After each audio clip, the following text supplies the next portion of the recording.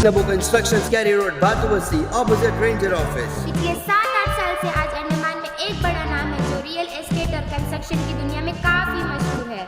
Andaman and Nicobar के कई द्वीपों में नबो कंस्ट्रक्शन से जमीन की लेन देन की है। इसमें खास बात यह है कि नबो कंस्ट्रक्शन से अगर आप जमीन लेते हैं तो पूरी कानूनी प्रक्रिया करने की जिम्मेदारी नबो कंस्ट्रक्शन लेती है। पब्लिक फीडबैक भी एक्सीलेंट है क्योंकि नबो कंस्ट्रक्शन अपने कमिटमेंट पर हमेशा खरी उतरी है। न सिर्फ ट्रक, इटाची या पिकअप्स बल्कि नबो कंस्ट्रक्शन के अपने मजदूर, आर्किटेक्ट, इंजीनियर, मशीन मिस्त्री भी है जो कहे समय पर आपके ऑर्डर्स को पूरा करती है। एक एक जमीन को पूरे लीगल डॉक्यूमेंट के साथ ग्राहकों को दी है, जिस वजह से आज तक नबो कंस्ट्रक्शंस पर कभी उंगली नहीं उठी। जब पूरा देश कोरोना की चपेट में बंद पड़ा था, नबो कंस्ट्रक्शन के हर एक स्टाफ को पूरी सैलरी में रखा गया।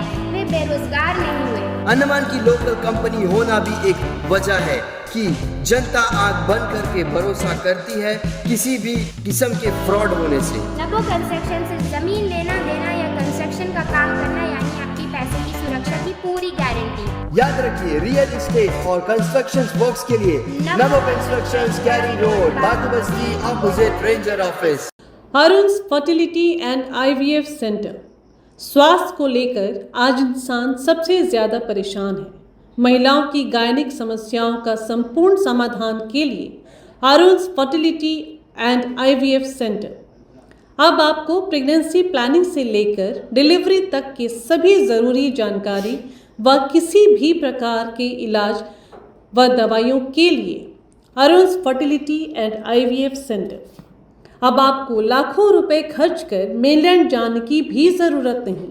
तमाम गायनिक सॉल्यूशंस के लिए 11 चरमा हॉस्पिटल के पास है अरुण्स फर्टिलिटी एंड आईवीएफ सेंटर।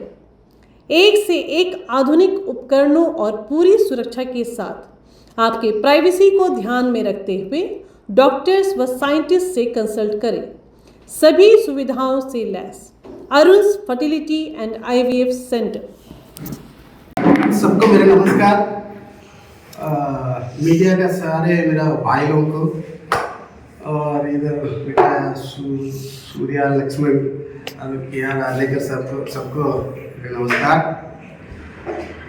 और ये मेरा भाई है, ये 2005 से लेकर के अब तक मेरे साथ में इनका आना जाना, उठना बैठना, एक साथ काम करना, सब कुछ मेरे साथ करते हुए इन्होंने और 2 साल सर्विस को करने के बाद 2 साल सर्विस को रिजाइन करके उनके मन में आया सोशल वर्क करना है, अंडमान के लिए कुछ करना है करके अपना मन में बना करके यहाँ पर आया है। तो गवर्नमेंट की तरफ से अपना गैस सिलेंडर का कैंडिडेट दिया हुआ है। और सर इनको बारे में बोलने से एक सोशल वर्क कैसे चीज़ है, अंडमान को कितने डेवलप कर सकते हैं, तो इस चीज़ इनका मन में बैठा हुआ है। किसी को 50 आदमी जाता है तो किसी को कुछ हो गया तो तकलीफ हो गया तो उनको पहला आदमी होगा या आदमी जा करके उनको हाथ देने के लिए जाएगा। तो उस चीज़ को देखते हुए मेरे को ये बंदे अंडमान के लिए हम कुछ करना चाहता हूँ करके सभी लोगों को बोला। तो हम लोग सबके तरफ से इनको बधाई देता हूँ और अंडमान के लिए इनसे जो कुछ भी होता है उन्हें योगदान देने के लिए हमारा तरफ से इनको बधाई है। और बस है सर, बाकी है आगे का सर अपना तरफ से बधाई। सभी को मेरा नमस्कार। मेरे दोस्त मोहन जी, मेरे दोस्त लक्ष्मण जी और मेरे मीडिया बंधु, सबसे पहला मैं आपको सभी का दिल से स्वागत करता हूँ और साथ साथ धन्यवाद भी देना चाहता हूँ कि आप लोगों ने अपना कीमती वक्त निकाल के यहाँ तक आए।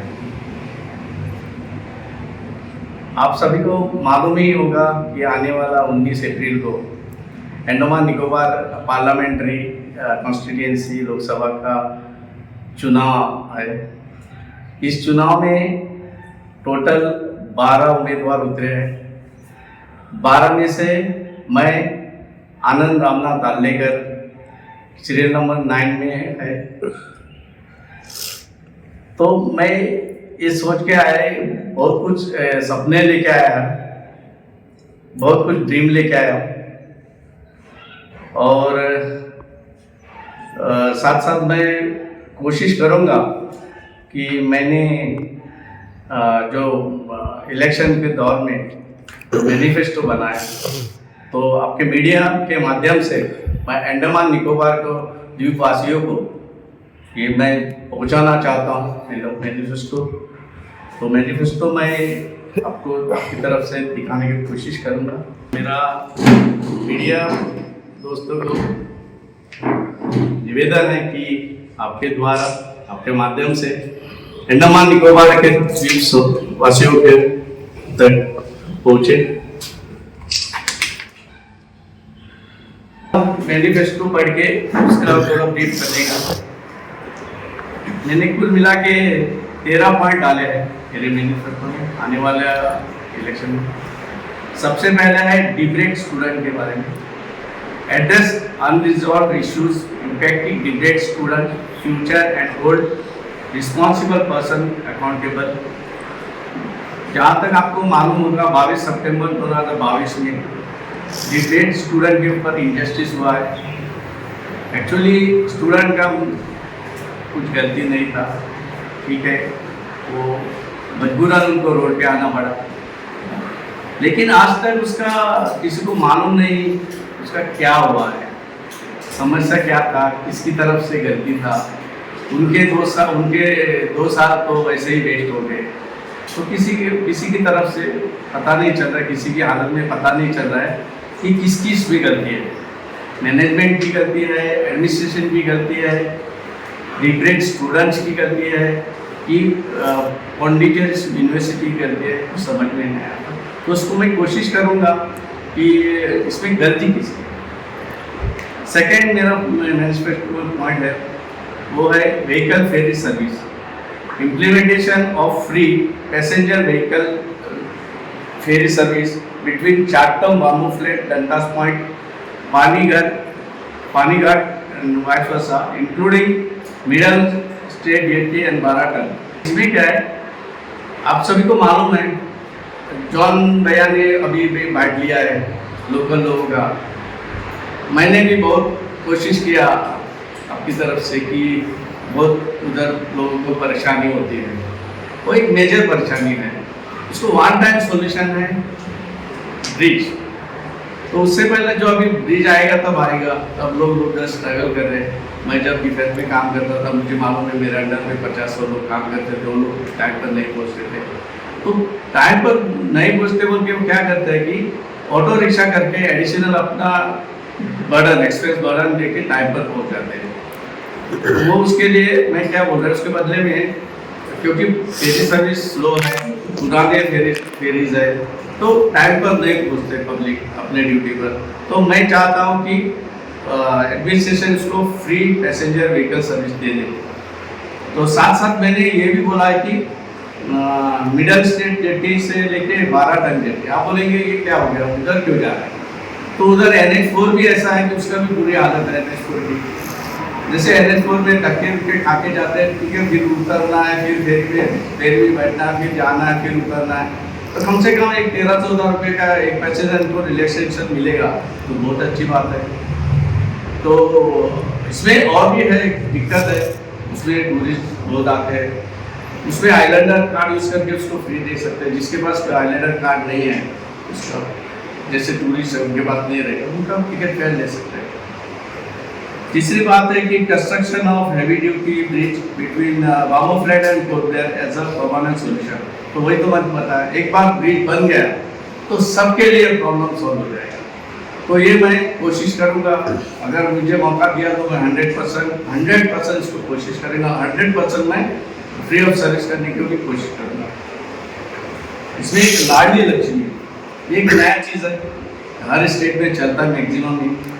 Introduce a scheme for 1 lakh rupees for daughter getting married with benefit avail from the social welfare department. इसमें क्या होता है, बहुत से गरीब लोग रहते हैं, अपने बेटी की जब शादी करते हैं तो एक्सपेंस बर्डन ज़्यादा बढ़ जाता है।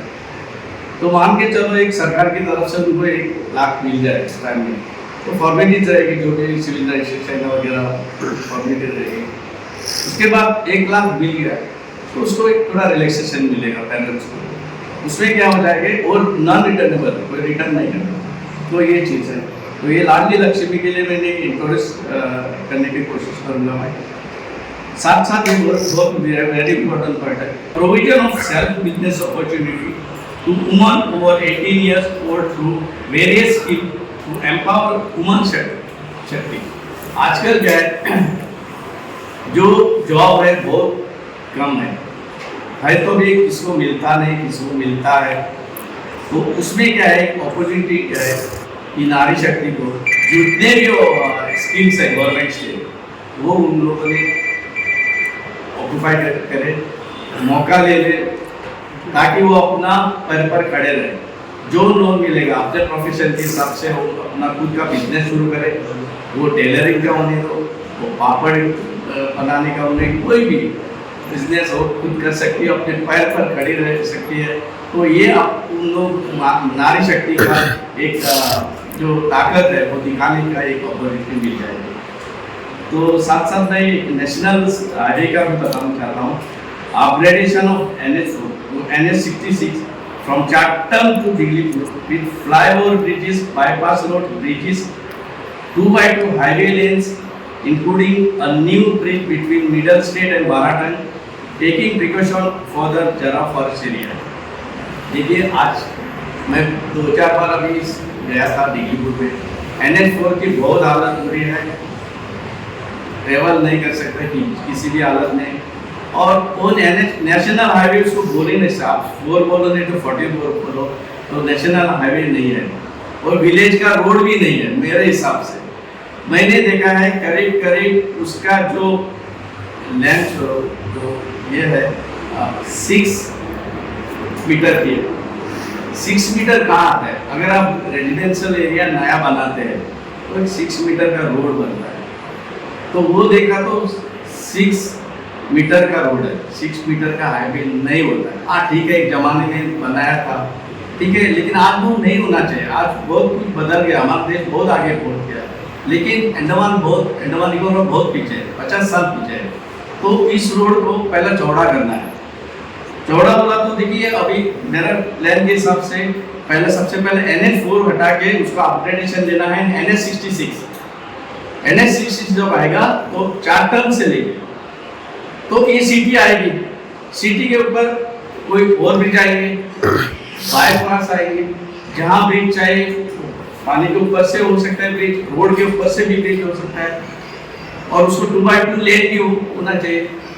रही बात जराव फॉरेस्ट एरिया का, एक 6 मीटर का चौड़ा रोड है, एक ही जाने के लिए आने के लिए, उसको 2 रोड बना, सिंगल जाने के लिए, सिंगल आने के लिए। अगर 3 बजे चीरघाट से निकलता है गाड़ी तो मिडल स्टेट से भी 3 बजे निकलता है, तो एक क्रॉसिंग हो जाएगी, टाइम वेस्ट भी नहीं होगा। और आगे भी जो रोड बनेगा और नेशनल हाईवे 66 जो 2x2 लेन का बनेगा, वो भी हार्ड स्टैंडर्ड कंक्रीट का और परमानेंट सॉल्यूशन। उसके लिए बोडब्लेर से मायाबंदर, बोडब्लेर से अपना दिगलीपुर जाने की, शिप से जाने की जरूरत नहीं। ये एडमिनिस्ट्रेशन को, गवर्नमेंट को इसका बहुत रिलैक्सेशन मिलेगा। ये शिप का झंझट ही खत्म हो जाएगा, जो भी होगा बाय रोड होगा। तो ये मैं कोशिश करूंगा। हॉस्पिटल के बारे में बताऊंगा, improvement medical facilities and amenities for patients including specialised doctor and medical staff, first aid medical facility to be made available hard of for workers and staff. देखो जैसे हमारा PHC है, जीबी पंथ है, देखिए उधर फैसिलिटीज कम है, कोई मशीनरीज की कमी है, डॉक्टर की कमी है, और इस चीज़ में पेशेंट को बराबर ट्रीटमेंट नहीं मिलता। तो इसके लिए मैं इम्प्रूवमेंट करने की कोशिश करूँगा। साथ साथ मैंने एक बात नोट किया है, मैं जब डिफेंस में सर्विस करता था, जेटी पर मजदूर लोग, स्टाफ लोग काम करते हैं, कभी कुछ भी हो सकता है, छोटा सा उंगली को माइनर फ्रैक्चर आ सकता है, कट हो सकता है, तो उसके लिए फर्स्ट एड, मेजर होने दो या माइनर होने, तो फर्स्ट एड उधर एक होना चाहिए। तो एक थोड़ा डॉक्टर एक होना चाहिए, 2 नर्स होना चाहिए, एक नर्स भी उनका कभी चल रहा है उसका स्टाफ होना चाहिए, ताकि वो फर्स्ट एड जिसको इंजरीज हुआ है वो तुरंत उसका इलाज करे। तो ये मेरा एक सजेशन रहेगा। उसके बाद फार्मेसी कॉलेज, मैं कोशिश करूँगा launch of pharmacy college for student and 1 or 2 pharmaceutical companies for employment of passed out students। देखिए, मैंने अभी मन के बारे में बताया, अगर वो लोग अपना खुद का बिजनेस करेंगे तो जॉब ढूंढने की जरूरत नहीं एक साइड से। वैसे ही मैं college launch, pharmacy college launch करने की कोशिश करूंगा। उसके साथ साथ कॉलेज B.Pharm होने के बाद उसके साथ साथ फार्मास्यूटिकल कंपनी भी लाने की कोशिश करूंगा सरकार के माध्यम से। तो क्या हो जाएगा, जिसने B.Pharm जो भी किया है तो उधर तुरंत उसको नौकरी मिल जाएगी। तो यहाँ एक एम्प्लॉयमेंट मिलने का एक सपोर्ट रहेगा। Education, ensure proper facilities for school, colleges, students and free vacancies, principles, lecturers, faculties, teachers and staff. देखिए, बहुत जगह पर हमने देखा है, सर्वे किया है स्कूल में, कॉलेजेस में, जहाँ टीचर होना चाहिए सफिशिएंट उधर नहीं है, कम है। जहाँ प्रिंसिपल होना चाहिए प्रिंसिपल नहीं, स्टाफ भी कम है। ये भी फुलफिल करने का मैं कोशिश करूँगा। उसके बाद employment exchange, utilise employment exchange for ensuring 100% recruitment for islands in Andaman Nicobar administration, central government, Indian navy, Indian army, Indian air force, Indian coast guard, Indian post office and etcetera. इसमें देखिए, अभी दौर चल रहा है कि आइलैंडर्स, नॉन आइलैंडर्स बाहर के आके जॉब लेते हैं, और क्या होता है कि एक सेंट्रल रिक्रूटमेंट देते हैं, तो ऑल ओवर इंडिया उसको अप्लाई करते हैं। जो बेस्ट निकलता है वो उसको जॉब होता है, वो मेनलैंड का होने तो, चेन्नई का होने तो, या दिल्ली का होने तो, या महाराष्ट्र का होने तो उसको नाना को जॉब मिलता है। अभी क्या करना है, अभी एम्प्लॉयमेंट एक्शन पता ही नहीं है चल रहा है कि बंद पड़ा, पता नहीं, ऐसा लग रहा है। तो एम्प्लॉयमेंट एक्शन में जैसे आप रजिस्ट्रेशन नाम करते हैं शुरू 10वीं पास होने के बाद, 12th होने के बाद, तो उसमें सीनियरिटी होती है। मान के चलो इंडियन नेवी में एक LDC के पोस्ट 100 निकले, तो इंडियन नेवी क्या करेगा कि एम्प्लॉयमेंट एक्सचेंज से नाम स्पॉन्सर मांगेगा, और एम्प्लॉयमेंट एक्सचेंज उसको नाम स्पॉन्सर करेगा। अगर 100 मांगा तो 1000 भी कर सकता है नाम स्पॉन्सर, 1500 भी कर सकता है। तो उसके पार्टी कार्रवाई इंडियन नेवी करेगा, जो इंटरव्यू जो भी एग्जाम्स है वो सिलेक्शन होने। तो इसमें क्या हो जाएगा, एक अपॉर्चुनिटी मिलेगा कि 100% आइलैंडर्स को जॉब मिलेगा अगर एम्प्लॉयमेंट एक्सचेंज यूटिलाइज किया तो ये मेरा प्लान है। उसके बाद road tax, implement one-time payment of road tax for newly purchased vehicle for a period of 15 years collected by the transport department। अभी हमने देखा है 2 व्हीलर भी हमने खरीदा तो हर साल मुझे 150 रुपया 1 साल होने के बाद जाना पड़ता है हर साल। अगर मैं गवर्नमेंट सर्वेंट हूँ या प्राइवेट जॉब कर रहा हूँ, उस दिन मुझे छुट्टी लेना पड़ता है। जाओ RTO ऑफिस में, वो लाइन में खड़ा रहो, फॉर्म भरो, ऐसा हर साल करना पड़ता है। एक गाड़ी लिया तो हर साल करें, कंटिन्यू 15 साल करना पड़ता है। तो मैं क्या सोच रहा हूँ कि जब आप गाड़ी खरीदेंगे शोरूम से तो रजिस्ट्रेशन करना ही उसी टाइम, साथ साथ उसको रोड टैक्स भरना है लाइफ टाइम 15 साल। सपोज 150 रुपया पर साल है तो उसका कुछ कंसेशन मिलके उसका कुछ हो जाएगा, 3-4 हज़ार हो जाएगा, मतलब सब भर के 15,000 का रोड टैक्स भरना जाएगा। तो उसमें क्या हो जाएगा, पब्लिक को रिलैक्सेशन मिलेगा। कभी कभी क्या होता है, गाड़ी आपके पास रहती है, रोड टैक्स ड्यू हो जाता है, पता नहीं चलता है, कौन देखता है? गाड़ी तो चलाना है, स्टार्ट मारते चलाते, फिर ट्रैफिक पुलिस पकड़ लेते, दिखा तो रोड टैक्स नहीं बांधना नहीं, तो ऐसा। तो लाइफ टाइम बनने से क्या हो गया, लोगों पब्लिक को रिलैक्सेशन मिलती है।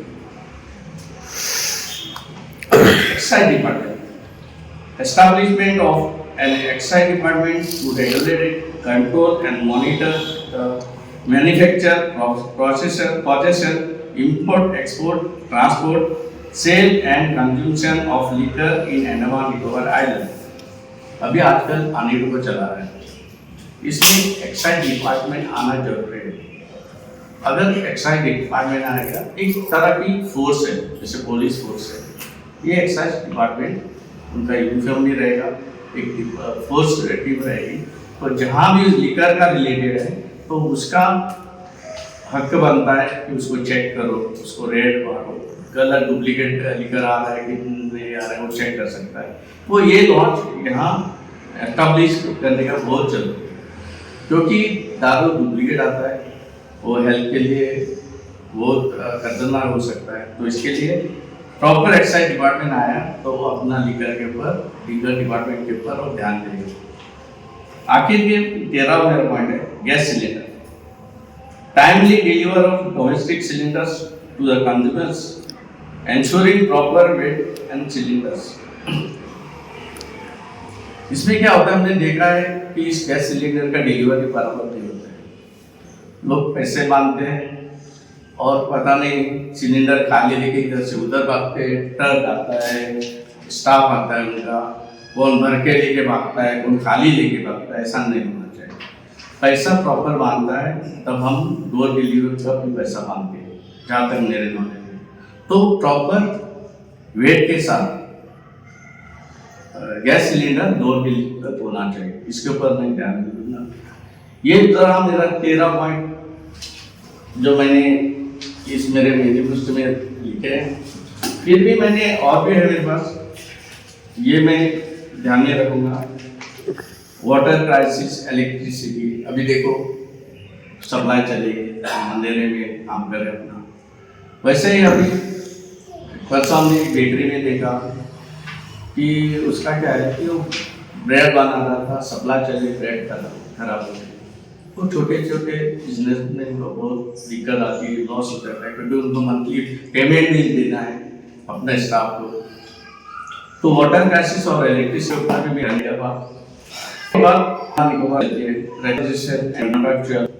इसमें है DRM से home guard, same time fire service.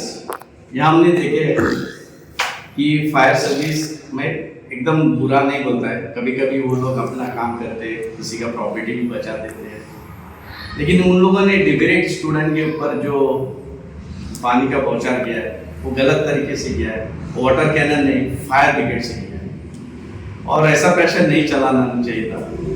Clear बात, ताकि मेरा एक दोस्त है, उससे भी सलाह लिया, उसको भी वीडियो क्लिप दिखाया, तो उसका प्रेशर जो है ना केजी के हिसाब से रहता है, 5 kg जो भी है, 10 kg जो प्रेशर है, अगर वो इधर लगेगा तो सर भी फट सकता है, ऐसा चांस है। क्योंकि मेरा एक दोस्त है फायर एक जोन का इंचार्ज है, तो उसने मुझे बताया, तो बताने की जरूरत नहीं, उससे पता चलता है।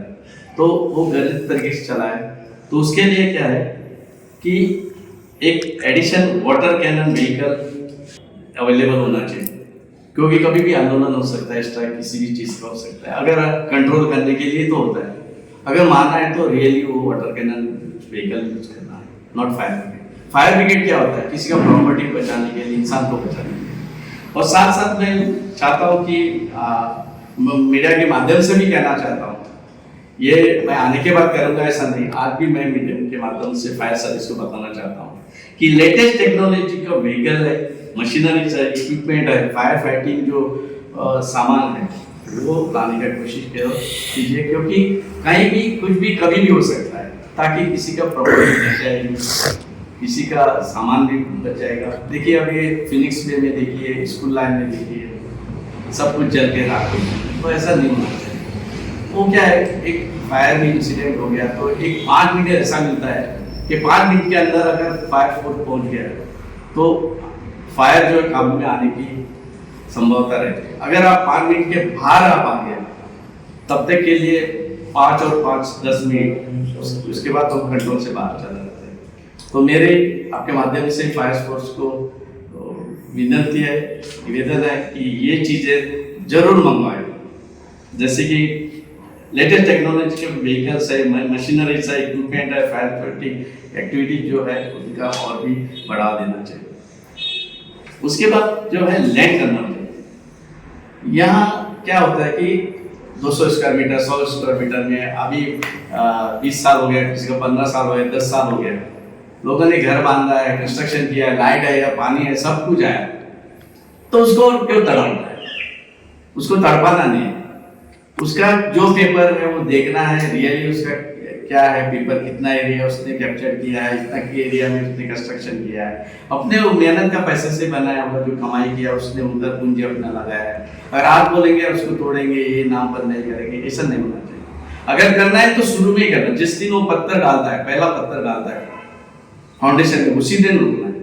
अब सब कुछ करने के लिए मौका देते हैं। इलेक्ट्रिसिटी तो ऐसे ही थोड़े आती है, परमिशन तो कोई ना कोई देता, वाटर कनेक्शन थोड़ा आता है। तो ये सब होने के बाद आप उसको बंधन करते, बंधन डालते, वो गलत है। तो वन टाइम सेटलमेंट होना चाहिए, वो किसी का भी होने दो, क्योंकि अपना मेहनत का पूंजी उसने लगाया होगा, तो उसको अभी तोड़ना या उसके नाम पर नहीं करना ऐसा नहीं होना चाहिए। जो भी है वन टाइम सेटलमेंट, क्योंकि वो लोग हमारे देश के भाई है, हमारे देश के लोग। जैसे 500 गाड़ियाँ होने दो, 200 गाड़ियाँ होने दो, कम से कम रेजिडेंशियल एरिया है, उनको मौका मिलेगा उनका गाड़ी सेफ है।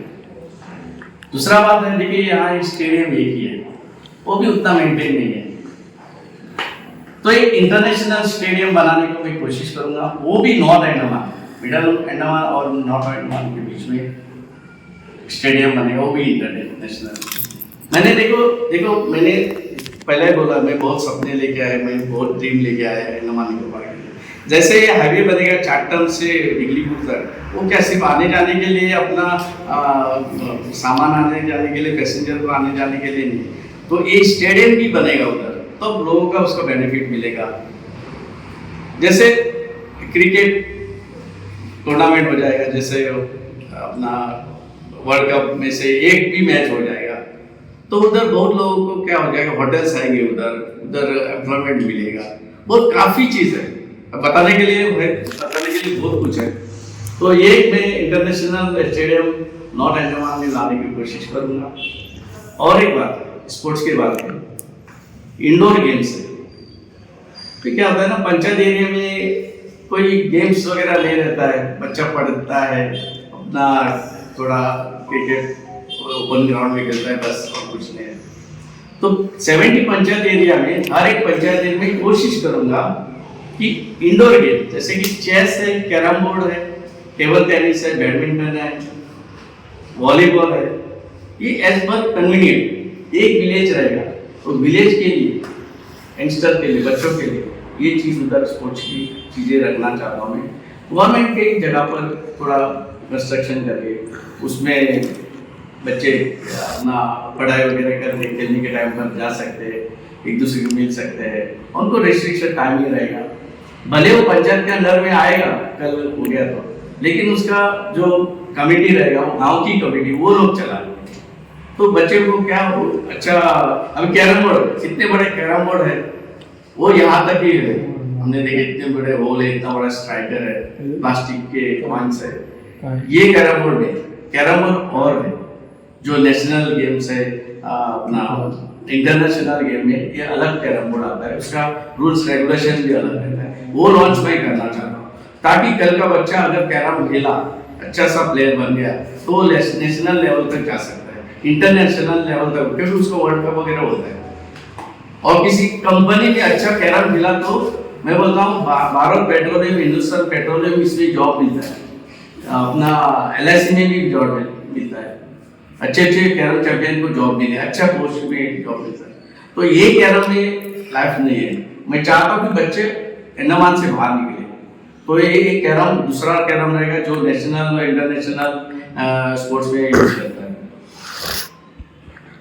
लास्ट बात है टूरिज्म में बहुत कमियां हैं, वो मैं बताना नहीं चाहता हूँ, लेकिन टूरिज्म में बहुत कुछ डेवलपमेंट होना है, क्योंकि मैं हमेशा गोवा के साथ अंडमान निकोबार को देखता हूँ, क्योंकि मैं भी चाहता गोवा बना है वैसे ही अंडमान बने। टूरिस्ट आया तो फिर 10 लोगों को भेजना चाहिए जाने के बाद, ऐसा नहीं कि जाते समय नहीं बोलना मैं दोबारा नहीं आऊँगा, ऐसा नहीं होना चाहिए। तो ये मैं दिमाग में ख्याल रखते हुए ये मैं मैनिफेस्टो में इतनी बात 13 पॉइंट बताया, बाकी इसमें बताया, ये भी बात लिखा नहीं मैनिफेस्टो में, मेरे दिमाग में है। तो ये रहा मेरा मैनिफेस्टो, जो आगे का जो फ्यूचर अंडमान निकोबार का फ्यूचर सोच क्या है, ये मेरा आपके सामने मैंने पेश करने की कोशिश किया। और मैं मीडिया के माध्यम से सभी अंडमान निकोबार वासियों को, द्वीप वासियों को मैं बधाई देना चाहता हूँ। आने वाले इलेक्शन के लिए आप घर से निकले, आप वोट, आपको लगता है किसी को अपना दिल से मारना है, मारिए, तो आप वोट बिना मार के घर में बैठो।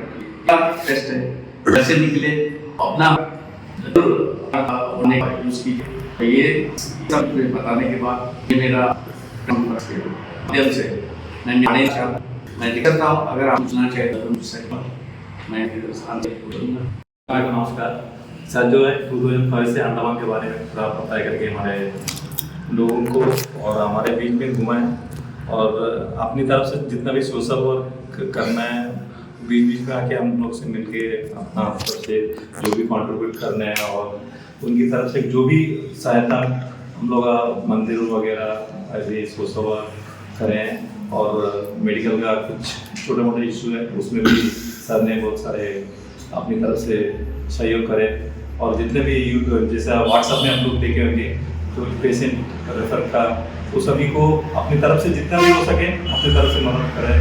तो एक बार इनको मौका देना चाहिए। इस तरह नया सोच लेके अंडमान की तरक्की के लिए जो आगे आया है उनके बारे में भी हम लोग सभी सोचकर एक बार इनको मौका देना चाहिए।